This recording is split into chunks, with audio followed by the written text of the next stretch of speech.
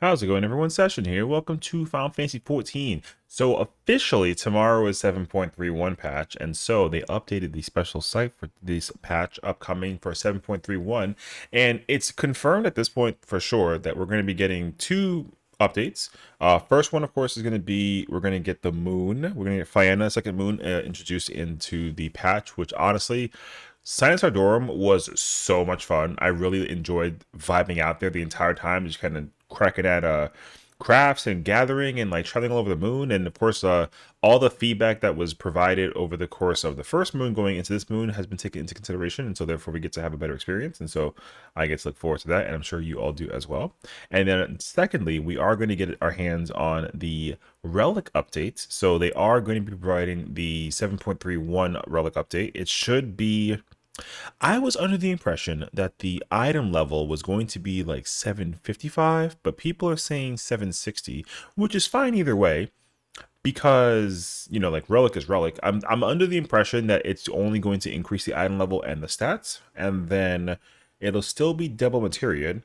I think we're under the impression of getting like a light grind is what everyone has been like leaning towards and also talking about. I think Yoshi P also mentioned that it'll be similar to light grind. And like what light grind is, you have the weapon equipped and you do specific pieces of content and you like awaken the weapon. So it'll be interesting to see how that comes into play. We won't know entirely until tomorrow. I think as long as the content is available to do inside of Occult Crescent as well as outside of Occult Crescent, but you can also simultaneously work on other relic steps in the process, is usually my favorite because that way you can kind of multi-grind at the same time, like with one weapon and do one step and then work on another step at the same process, which is really cool. Now, thankfully, with the first relic step, you have to connect the Demi Atmas, which is just from doing all the fates in the areas and that sort of thing. And then you can also do them outside of the area by doing more fates. And then once you actually complete that step, then the rest of them are just heliometry, which is just like tome acquisition, which is not bad. I would have liked it for it to be more of like a trade thing. I think we kind of talked about this like several times where, you can like trade 3 demi-atmas for like one of a different color so that you can kind of like play with the candy and then, keep on grinding it that way. As long as it keeps you in like a cold crescent, you know what I mean? So what the next grind step entails, we'll find out tomorrow. And I think realistically, as long as I'm able to spend time in Occult Crescent, because I've been meaning to get back into it.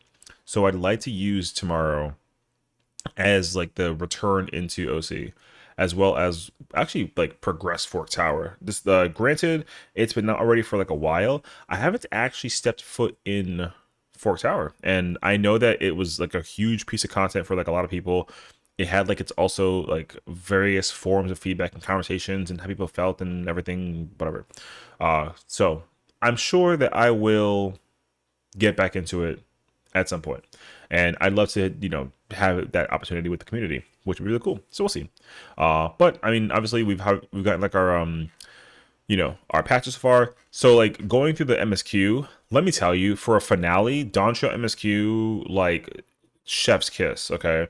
This this story mode, I know that like everyone kind of had like their moments talking about like the 7.0 story and then kind of how like it was slow burn and like the setting was whatever.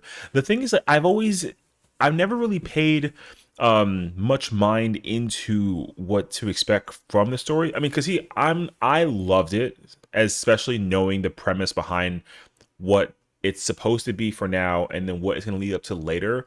And so at least for me personally, I loved going through 7.0's story mode. So there's that. And then like I know the rapid shift from going from like like summer vacation to kind of like a eventual like watching the Dawn Servant become the Dawn Servant and then, the whole thing that happens later on.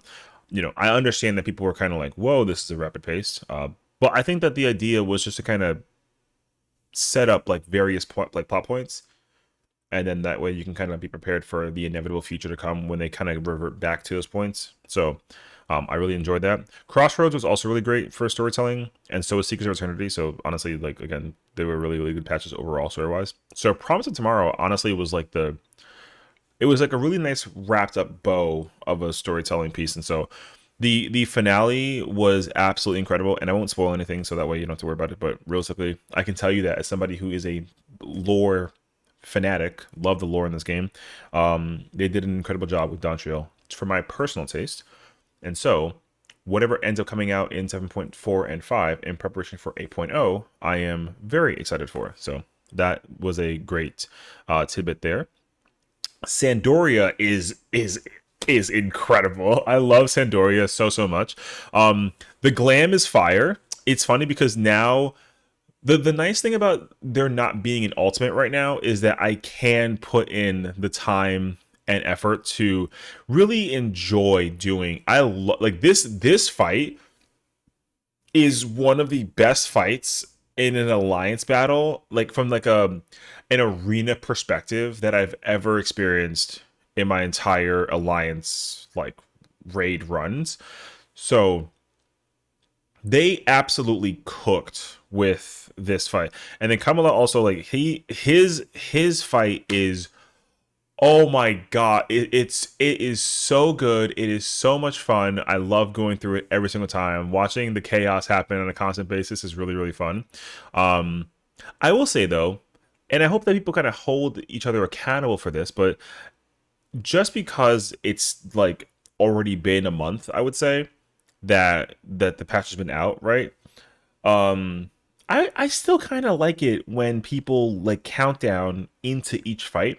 Because granted, like, yeah, it's been out for like a month, but the thing is, like, for some people, it's like their first times.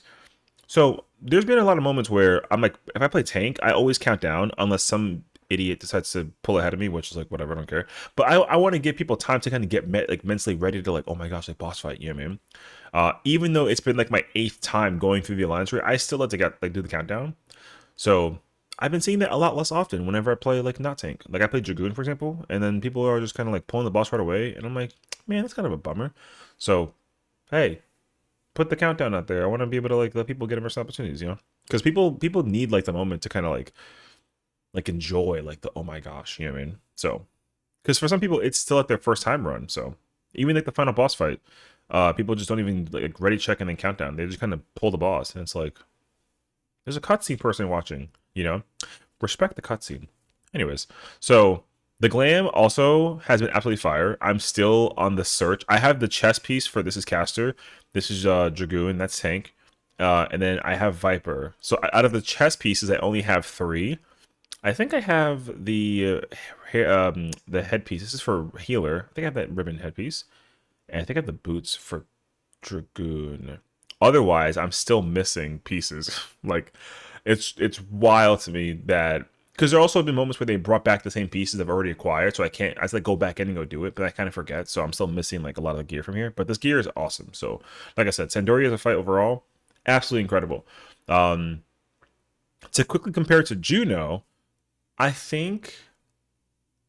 Okay, if I had to go through the list of like bosses, right? So like boss 1 versus boss 2, and like 3 and 4, that kind of thing. So like Prish versus Kieran, I like Kieran more. Ultima Omega versus the Dragon, I like Ultima Omega more. But like Camelot versus like the oh my god, the Warriors, dude, the Warriors fight is so good. But Camelot's also like super good. They're really like right like neck and neck in terms of how good those fights are.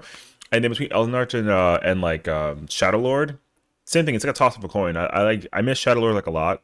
That fight was like insanely fun. So same thing with this this Alliance Raids boss fight too. So honestly, I'm looking forward to the third one. I can't wait to find out because I'm still curious about like what we're going to be encountering. I have like an idea, which actually kind of concerns me. So like we'll see, because I don't know. I'm not like super deep into FF11 lore, but I know like the bosses that are involved, and so the fact that they've already showcased like these two, I'm kind of like, oh my gosh, you know what I mean? So we'll see. Dungeon has been really cool. Going for the you know, the gear stuff for Futures River and Ultimate Bis has been fun as well. This boss fight is honestly one of the best dungeon designed boss fights I think in the entire game. I know that sounds kind of like what, but if you ever get a chance to do this boss fight, it's so simple but so effective in a way that I'm mind blown by, and I love it because like because I normally have been going in as a tank, I went into it for the first time as like a healer, and I was like, what's the differences like, you know? And so it was really fascinating to go through it. And know that the bosses are actually all different in their own perspective between like the roles. So like tank is different from healer, which is different from like DPS. And that was really cool. Like I will admit I died during my DPS run because I literally didn't know, like I was like, why are DPS always dying to this mechanic in this boss fight? I had no idea. And then I went and played like I think Dragoon, and I just died. And I was like, what? Oh, okay. Now I too am part of the situation, so I get it actually. But either way though, dungeon has been also absolutely incredible. The boss fight, it has been absolutely top tier as well. This fight's really, really cool. I will say people have already been hinting to me the possibility of this being the ultimate weapon design concept for the future, which I was kind of shocked by. Because, you know, if you think about all the trial weapons we've gotten so far, we've gotten what, like Valley, Sphene's, Zelenia, and then this one. So, see, in my mind, I'm thinking like Sphene's weapon will be like the future ultimate used weapon. But then people were like, no, actually, it could be this one. And I'm like, you know what? That's actually kind of fascinating. So we'll see what happens. I mean, I don't know. But I like the weapon design from the extreme version of this trial. It's very, very cool. This boss fight's also so freaking cool. The only thing is, I feel like if it was I would like to know if they could make this boss fight even harder than the current version, then like what would they do? I'm only curious. Not that this fight was easy or difficult, because this fight beats me up like frequently. Getting snatched is like it's almost like a jump scare in its own regard.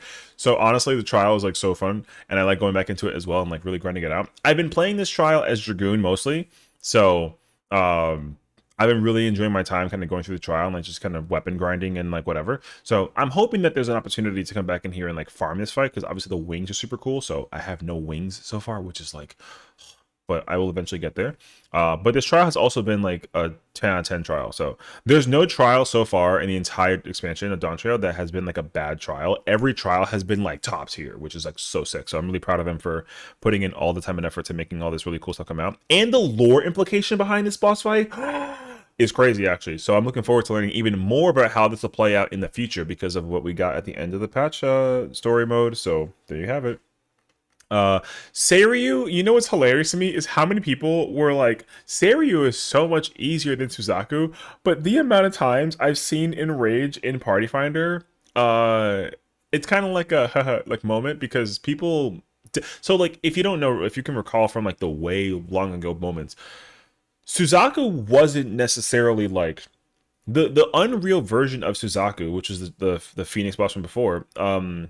She was actually more challenging in Unreal than she was in the Extreme. That's what a lot of people have been telling me. And I'm like, well, I mean, I can't really say too much, because like I wasn't that good at the game like that back then. Like me, like doing Suzaku was hard. So even doing Suzaku in the Unreal was still kind of like a challenging moment, because there was moments where I'll like be like so mid rotation or like a dodging whatever, or like yapping in the background, and then I get like yeeted upwards. So there's that. But Saberyu has been a lot of fun. So I know that people kind of like scoff at this fight being like not that difficult, but this fight's been really, really good so far. I mean, honestly, just going through it within a real experience. So I mean, I really can't complain. I enjoy playing tank in this fight. I've also had dabbled a little bit of like some dancer. There's been some like caster, some healer. Like it's been a really good experience so far. So I mean, we do this every week now because again, like there's no ultimate. So even though the Unreal is you know, on the easier side by comparison to an ultimate, it's still been a lot of fun to do. So I mean, I can't wait to go back into this tomorrow as well and like get my reclears, because honestly, doing Unreal, man, I like doing Unreal. I just never thought that I would be doing it on like an every single weekly basis. But the ultimate thing kind of comes into like conflict with that. So not having an ultimate and doing this instead is actually super nice. It's really cool. And then we have Volt Oniron. So let me tell you something. I've won, I think, like 4 yans, and I've just kind of like given them away. This maps, oh man, maps is so much fun. The thing that really blew my mind though was the fact that all the gear you got, I don't know if they've done this in the prior maps. I never really paid attention to it, but this maps dungeon has all the rewards from all the previous maps. which I thought was kind of fascinating. But they have been making this content like a lot of fun. I really liked what they've done with this, and I almost hope that they continue to create and innovate more unique ways to content, because the simplicity behind it is so nice. Where I like the idea of the, like, you can just kind of like, you pull the lever and then like the slots roll up and then they just boom, you get like the gamble. Like the gamble is a gamble, right? So whether you win or lose, the cool thing is, like, regardless of whether you win big or small, is honestly it doesn't matter, because just going through this content is a lot of fun. So I've been loving the treasure dungeon this entire. We do maps every Friday, and so it was incredible to be part of that experience with the friends, and we just kind of sit there and like yap about nothing and everything, and then we just win random stuff. So that's also been like a lot of fun. And then you know what? It's like, moving on to into like PvP. I haven't actually played this map yet. I've been loving some frontline, but in terms of actual like crystalline conflicts, I haven't had a chance to actually go into it. Except for like one time. But we had red sands instead of Bayside. So I have to try and see if I can snipe Bayside next time I get a chance to do it, though. But I've been so focused on just like frontline in general, because I want to get the PvP pass reward out of the way. So I'll have to sneak in some CC at some point. And then of course we have Phantom Weapon upgrade. Now, if my memory serves, because we already have the base like Phantom Penumbra weapons, or Penumbra, I think it's called, right? We're going to be getting the like upgraded version, and so every weapon will have a glow effect, which is interesting because some of the weapons already have a glow effect. Like the quickest example that I think of is like the White Mage Cane. It's got like the heart like thing like floating in the at the top of the cane, and it has like a pink glow. So I wonder what the like enhanced version of that will look like, where it's already got a glow. And some weapons have like a small glow, but it's not as like vibrant as like White Mage Cane. So I'm curious as to what they look like. And I've so far collected like half of them. I've been really lazy about it because, just whatever. But I'm hoping that with the grind, we can work on like the heliometry grind for working on the weapons, but also work on the weapons for this. Because I know for sure for me, especially, like, I would like to work on the tank weapons and then kind of like just work my way down. And hopefully, if I can do that while also working on like my weapons that I'm still missing, like machinist and like bard and like black mage, and the list goes on. I can do that and be really cool. So I'm looking forward to this grind as well. If this grind comes into conflict with the moon, it's going to be tough to decide what to do tomorrow. But I think either way, we'll have a lot of work to do between now and the deep dungeon. Which, speaking of Pilgrim's Traverse, I cannot emphasize how unbelievably excited I am for Deep Dungeon. This is one of the coolest looking Deep Dungeons I've ever seen. And I know that there's only been like four. This will be the fourth one we're getting. But even still, the fact that it's a Deep Dungeon going sideways, like, I really, really want to know the lore, because I understand like what it's about, right? Because it's Titania needing our assistance in order to investigate what happens in the like architectural remains of the first, in terms of this, and like it involves the Fae folk, which is also super fascinating. Because the thing is, like, I was also going down this recent rabbit hole talking about like Eureka Orthos and the lore implications behind that, because I had like a mini theory about Orthos having some potential connection to 8.0 storyline. Although that was kind of like a swing and a miss. But I think I had an idea because of the trial that we recently got in regards to how it was like conceptualized. I thought that there was like a possible connection to that with Eureka, and then no. So either way, I'm looking forward to finding out more about this, and the amount of content that's going to be delivered from this as well is going to be absolutely stellar. So like this by itself, I don't know if there's anything involved with this, if this is just like a part of the design of the area, but I've never seen anything like this anywhere else out of their display. And that's why this fascinates me so much. I feel like the lore behind this area is going to be something absolutely worth deep diving into, because the lore behind the deep dungeons goes so far. It goes farther than you realize. And so that's why I'm super curious, because these are going to be the areas from like floors 1 to like 70 maybe, or like 80.